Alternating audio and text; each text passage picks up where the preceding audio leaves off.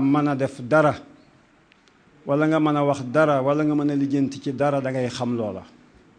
dafa jàng Sëriñ Tuubaa ba daanaka gën koo xam ku dul moom.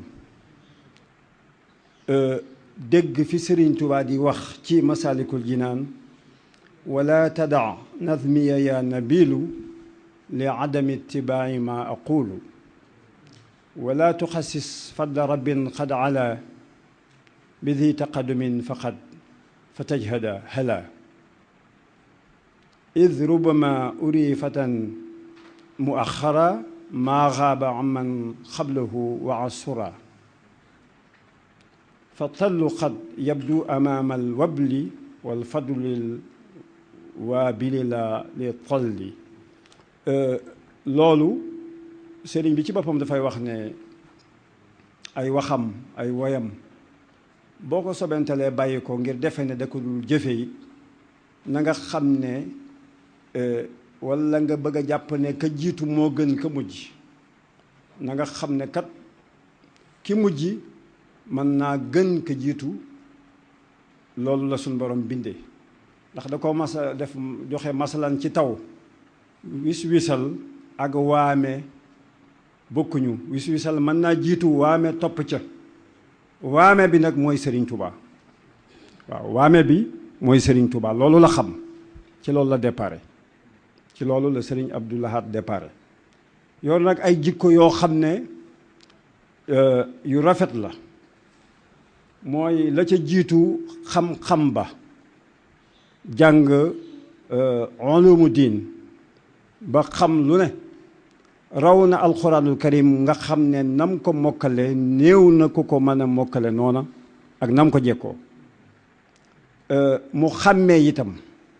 ndax xàmmee ak ràññee mën ngaa xam te doo xàmmee doo ràññee. ginnaaw loola lépp ak njub lal ko mu jub tegu ci siraatul mustaqim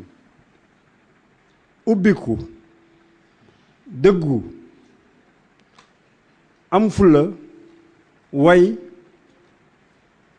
di xamlu mooy li mu doon wax léegi bala ngay bu fekkee dangaa ne ci biir jëkkale ne ci biti ba xam bu ëllëgee dara du la réer ca la ca biti mooy xamlu gi. am aw fit am basira muy nekk visionnaire di déglu di diisoo am njariñ itam am expérience maanaam am ay jaar-jaar yoo xam ne moo xam ci xat-xat la walla ci jafe-jafe walla waaye lépp ci njub la tëdd ami xalaat di méngale am wëlëre lool itam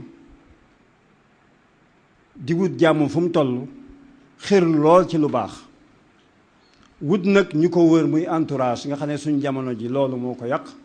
wut nag ñoo xam ne duñ la ne sañ yaa ko sañ yaa ko man wut ñu mel noonu mu wërale leen boppam loolu mu sukkandiku lépp nag ci xam Sëriñ Tuubaa boobee ma déparé woon mu xam Sëriñ Tuubaa noonu la mel ba tax sëriñ bi roof ci moom lii mu roof ba mu liggéey liggéey bu rëy bii nga xam ne def na ko. buñ ci àggee ci yeneen laaj danañ ci gën a wax ndax xamoon naa ko lool wax dëgg yàlla bu ma masaan dugg fii tey Sidi Gaye xaw ma anamu bu ma masaan seen dama naan gaawtul waaxu sil sama ndax ñu gis sa bañu maam tey waaxu sil ndax ñu gis bañam fu ma mas a gis rek ñu ubbil ma mu daal di muuñ mas na maa yebal ci sëriñ Aliou ne ma du sàllalu kenn ku toll ne doomi sëriñ Touba naan sëriñ Cheikh xam nga foofu ak fal ak mbaax ma lay am da ngay rëy ba ca kaw nga ñëw fekk mu toog ci suuf nooy def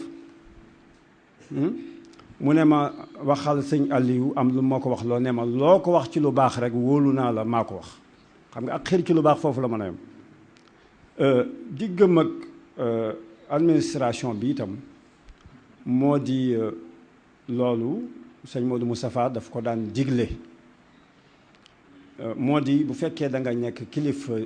aada wala nga nekk kilifa diine di mu daarante ak di maslaa ak kilifay àddina yi du wàññi dara ci boo ca jubloo lu jëm ci njariñal doomu aadama yi. waaye li xew léegi bokkul ak lam daan def. kuy wax ci Sëriñ Abdou Lahad da ngay nangoo fab sa tànk teg ko ci dëgg di wax dëgg, ndax loolu la yàlla bëgg te noonu la meloon. njariñal doomu aadama yi rek, waaye lu mu bëggoon lu ne. koo xam ne ba ñu wootee une femme un gramme d'or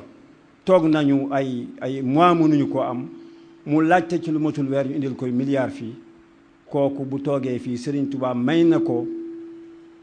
kattan, may na ko wërsëg woo xam ne mënoon naa toog bañ a jaxasoo kenn te du ko wàññi dara. waaye njariñal bindeef yi moo ko boole woon ak gouvernement bi, ndax bindeef yi des leen di yërëm, rawatina ku nekk ci pays sous-développé. bu doon pays riche nga xam ne kenn ku ne mënal nga sa bopp, mais ci pays sous-développé la nekk. loxo yi jotul gannaaw yi, ba tax na xalaat yi bari na. daje naag waxtu woo xam ne bekkoor am na ci réew mi, ndax bu ñu fàtte ne Cheikh Mouhamadou Moustapha bi mu fi ñëwee ci diggante ñaari guerre la ñëw, muy période bu jafe-jafe. yàlla dimbali ko ba loola mu transcendé ko, waaw jéggi loolu lépp ànd ak mag ñu baax ñu jàppale ko ci. mu jafe lool, xiif am, ràmm am, lu ne am fi. la ko soxaloon booba mooy ndigal li ko Sëriñ Tuubaa sant mu def ko ca na mu ko bëggee te noonu la ko amee. ñu baax ñi ànd ak moom lépp ànd ak moom ca loola ba loola antu. la ca des ginnaaw après la pluie le beau temps, ginnaaw bi loolu amee Sëriñ Fadilu ñëw. xéewal yi nag baawaan ne gañ, mu ànd ak yërmande joo xam ne lépp lu mu yéene boppam yéene na ko àddina bépp, waxuma sax murit waaye luy humanité rek. na ko waajuram wu tedd woo waxoon irham jamial wara, mu tëral fa xalaatam ak xelam ak léppam. woof ñëpp nekk ci ak yomb, yëf yi baawaan, waaye mu dem doomu aadama ak ni ko sunu borom bindee ñu dem ba bew. bi ñu demee bay bëgg a bew nag, ndekete am na ku ñu tuddee Cheikh Abdoulahi Lahat Mbacké, koo xam ne bu amul woon dañ ko waroon a inventé ci waxtu woowu. mu ñëw delloo si doomu aadama yi ci Sëriñ Tuubaa, ndax booba kenn ku ne seetlu ne Tuubaa drogue bi gañe na ko. cigarette saa ngi fii, araamaluñ fi dara, jumaa ji li ko wër dañ daan tëgg. kon mel na ne bët la ko fatt du ko gis, lu nu jege woon la waaye gisuñu ko woon. ndekete booba Sëriñ Abdou Lahad a ngi ñëw daal di saafara loola. lu ne la ca dégg nag,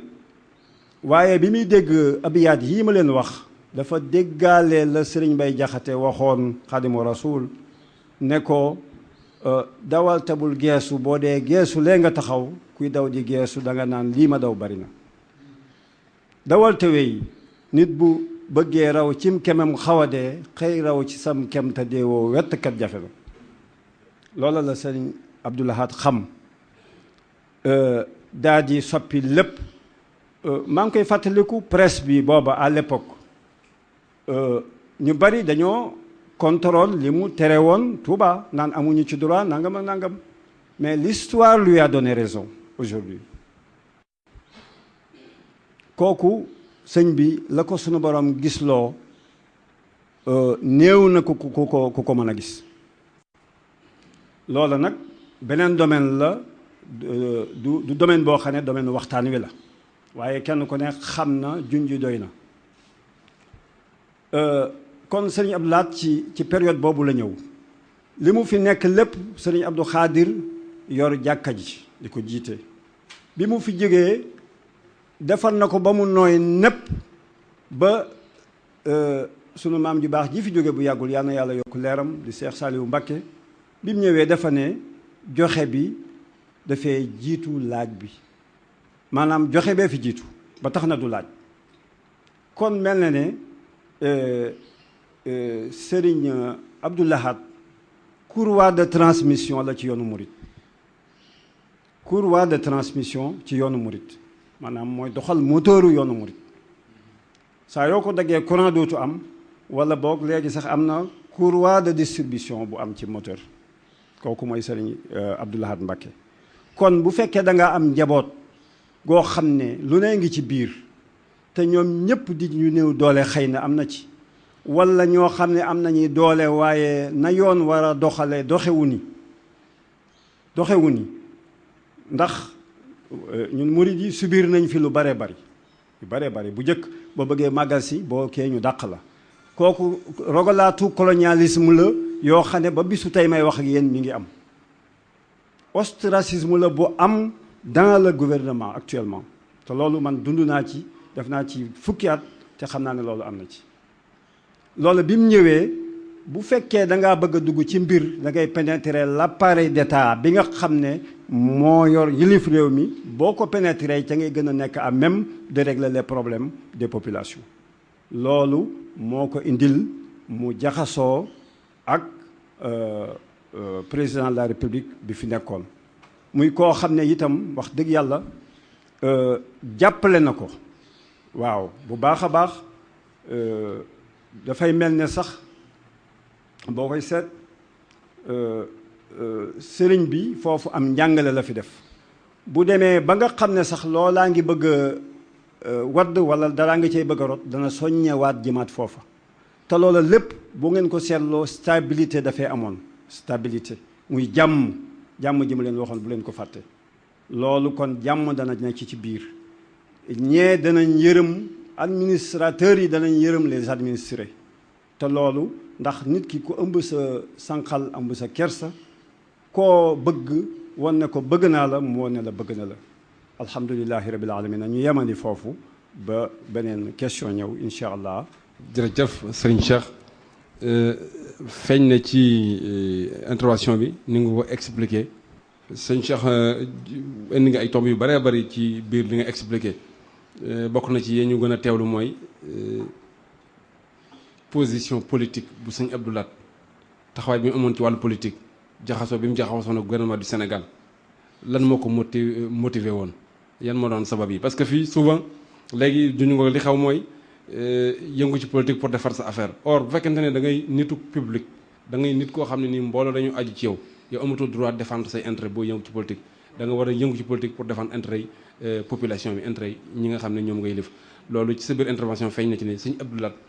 jaxasoo gi mu jaxasoo la gouvernement bi mooy bëggoon a mën a am kàddu ca ñoom ba lépp loo xam ne ni ñi topp ci moom njaboot gi étéwoo nañ ko te gouvernement bi war koo féetewoo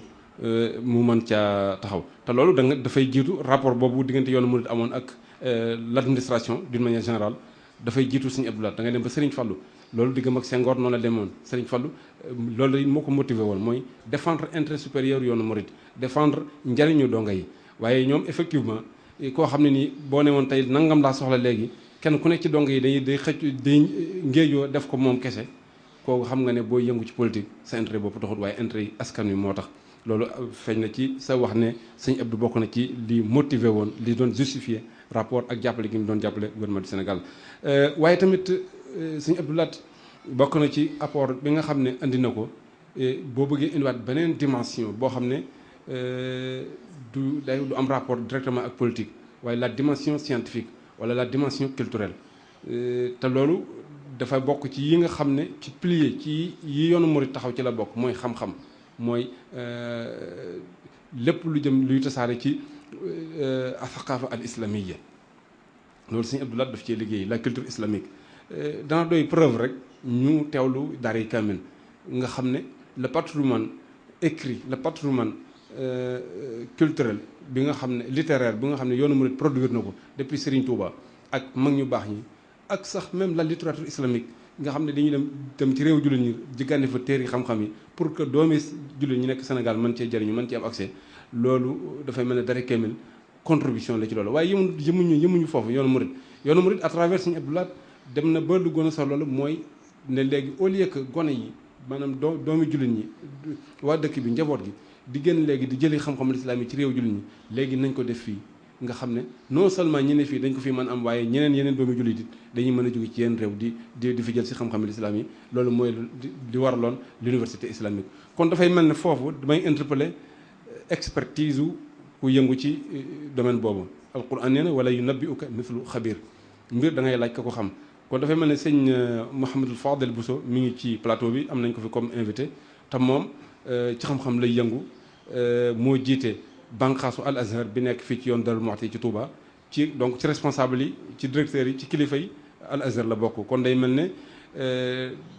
delloo nañ naar bi xorom si buñ ko laajee loolu moo tax sëñ Fallou li ma bëgg a xam foofu mooy bu fekkee dañu bëgg a jàngat dëgg sëñ Abdou Lahad li mu indi ci yoonu murid à travers le savoir يعني عطاء الشيخ عبد الأحد في المريدية على الصعيد العلمي lan nga ñu ciy wax. asalaamaaleykum wa rahmatullahi taala wa barakaatuhu. noo ngi nuyu bu baax ñi nga xam ne ñoo taxawal jataayu xam-xam bi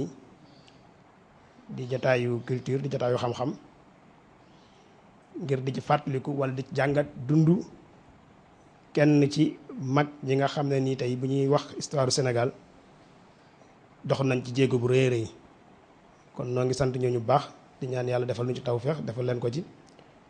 di sant suñu kilifa yi nga xam ne ñoo ñu jiitu ci kàddu gi di ko jiiti cant gi Serigne Cheikh Mbacke mi nga xam ne moo noppi léegi ci kàddoom di ñaan sunu borom defal ñu tawfeex ba li ñu fi bëgg a gaaral ñu mën koo gaaral ci nu mu gën a tënkoom.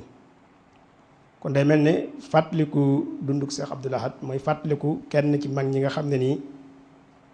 histoire Sénégal tey bu ñu koy wax liggéey nañ ci lu baree bari liggéey nañ ko ci seen personnalité boo xam ne nii amoon nañ ko bu ràññiku boo xam lañ ko gën a xàmmee mooy gëm cosaanam waaye gëm valeur yi nga xam ne nii moom la fi Serigne Touba Xaadimu Rasuul bàyyi woon ni ko sëñ bi waxee léegi ak mag ñi nga xam ne nii ñoo topp ci gannaawam. kon day mel ne jataayu xam-xam la ni ko suñu am satu waxe ndax bu ñuy jàngat dund ñooñu mooy ngir mën cee jariñu waaye nag jariñu ci dundu mag ñi du mën a am mukk lu dul ne dañ koo def li ñuy wax dirasa ilmiya mooy jàngat ko njàngat mu dëppoo ak xam-xam njàngat mu dëppoo xam-xam nag mooy njàngat moo xam ne nii dafay tegu ci li ñuy wax mawdu'iyya te mooy mu am objectivité bu mat sëkk njàngat moo xam ne nii lañ koy xàmmee mooy lépp luy topp bakkan bànneex da nga ko cee génne ba mu set wicc waaye itam da nga ci ànd ak diqa bu mat sëkk te mooy li ngay def li ngay wax nga gëstu ko ba teg ko ci lu leer naññ ni ko sëriñ bi waxee léegi waaye doo ko teg rek ci bëgg naa kii wala sopp naa kii wala bañ naa kii wala bëgguma kii loolu dëppook njàngatum xam-xam te njàngatum xam-xam tam dañu may am na lu bari lu ñuy nettali ci dunduk mag ñi dañ koy jël noonu te léeg-léegi nettali bi sax du am cosaan ka koy nettali da koy leer ne amul cosaan wala sax mu di ko nettali ci nu ko jataay bi laaja rek mu nettalee ko noonu da nga gis benn nettali boo xam ne ci dundu mag ñi dañ la ko nettali fii nga dem déggal ko même waa ji nettaliwaat la ko feneen beneen barab te benn nettali du ci bokk ak morom ji loolu kon la koy waral mooy ne dañ ko jàngatu njàngatum xam-xam ndax jàngatum xam-xam moo lay may nettali bu ñu la ko nettalee nga mën a xam li ci dëppook mantiq li ci dëppook logique ak li ci dëppook xel ak li ci dëppook xam-xam ak li ci dëppook xam-xam mooy tax nga mën koo dégg ba boo koy nettali mën a amal njariñ ñi koy dégg kon muy lu tasaaroo ci jamono ji léegi nettali yu bari yi nga xam dem naa dem ba léegi suñu dundu mag ñu baax ñi dañuy gën di sori saa yu ñu xëyee dañuy gën di sori mag ñi seen dund def ñu gën di sori la ko waral mooy ne la ci ëpp dañu koy nettali du lu ñu bind waaye dañu koy nettali te kala koy nettali day seet rek lu jotaay bi gën a laaj mu nettalee ne ko noonu kon day mel ne jariñu ci dundu mag ñi des na si kanam tuuti daanaka kenn dootu ko man ndax la nga cay dégg du doon loo xam ne di tegu ci fu wér lool bari na ci ñoo xam ne nii lañ lay wax mantiq logique du ko nangu waaye xel mu seeti du ko nangu waaye léeg-léeg it dañuy gën a sukkandiku ci ay xar baax ak i karamaat nga xam day mel ne mag ñi nettali dundam li fekk waxoo ne ba mu demee ci gis suñu borom subhanahu wa taala wala ba mu demee asamaan ñëwaat day mel da ngaa wàññi ak dundam te loolu ay jagle la jagle nag buñ ko xasee wax nit moo koy moom kon li lay jariñ ci nit ki du ay jagleem waaye li lay jariñ ci nit ki mooy li nga xam ne nii moom ñëpp ñoo ko mën a bokk ay xar baax ak i karamaat loolu jagleeg doomu aadama la suñu borom da koy jagleel nit te it nit ki ñàkk a wane ay xar baax ñàkk a wane ay karamaat du ko tee bokk ci góor yàlla yi ndax dañuy wax ne léegi wane ay karamaat ak xar baax mi ngi mel ne dëkk boo xam ne ñaari yoon ñoo fa jëm benn yoon bi daa am ay garab bi ci des ñu xàlle comme leer nañ amul benn garab léeg-léeg gis koo xam kon ki jaar ci yoon wi gis ami garab day gis ay garab yooyu mooy xar baax yi karamaat yi ñu nett waaye day gis koo xam day jaar ci yoon wi leer nañ ñu dem ba ci dëgg ba te du gis genn garab te du te ak ci dëkk ba kon xar baax yi lu am solo la ci dundu nit ki waaye nag ñu xam ne du li ñuy jariñ ci dundu nit ndax xar baax nit lu jagloo la te bu ñu xasee ban ak jagle la ci doomu aadama loola du li ñuy mën a jariñoo te it bari na léegi li ñu waroon a mën a jariñoo ci dundu mag ñi mënuñ ko ci jariñoo ndax ñi ñu ëpp li ñuy nettali ay xar baax la ñuy nettali ak karamaat yoo xam ne nii seeni jagle la woon te ay jagle moom ay jagle rek la mën a nekk moo tax kon ni ñu mbokk yi joxe woon tomb bi ñu waroon waxtaan mooy musaahamatu Cheikh Abdoul Ahad fi ximaayati alhawiyati alislamiya lil muridiya noonu la ñu joxe woon tam bi mooy li Cheikh Abdoul Ahad liggéey ci aar melokaanu lislaam bi nga xam ne nii moom la murid dëggal loolu la ñu ko waxe woon lañ ci jotoon tënk itam su fekkee sëñ bi danañu may ñu àggale ko mooy ne ñetti baat lañ gis ne moo ne ci thème bi am na baatub hawiya am na baatub lislaam am na baatub musaahamatu Cheikh Abdoul Ahad kon bu ñu xamee hawiya mooy lan identité mooy lan xam lislaam mooy lan dañuy daal di mën a xam automatiquement li ci Cheikh Abdoul Ahad def ci liggéey ngir aar ko kon ñett yooyu mooy li nga xam ne nii liñ tënk ci la jëm li ñuy wax nag ñun lu ci bari xëy na ni ko suñ xaali waxe léegi lu jiitu xilaaf ak Cheikh Abdoul Ahad dunduñu ko wala bu ñu ko dundee xëy na jamono yooyu amaguñ ak ràññee ak mën a xam mën caa xam lu am solo waaye nag lépp ci xilaafa moom fekk na ñu xàmmee mën a jàpp te it Sëñ Abdoul Ahad li mu gën a ràññi ko mooy ne ay discours am di ci ëpp dañ ko doon bind te it ci wolof lañ ko daan bind kon booba xëy na mënaguñu woon arab mënaguñu woon weneen làkk waaye mënoon nañu wolof mën nañu liir wolof moo tax discours dañ ko daan liir daa ci gis lu baree bari li ñu doon ay tutànk dañ ci daan gis lu baree bari di ci dégg lu baree bari buñ ko mësaan di liir dañ gis ne dañ ci xetuk dëggu nit ku dëggu da nga koy daal di xam ci biir discours bi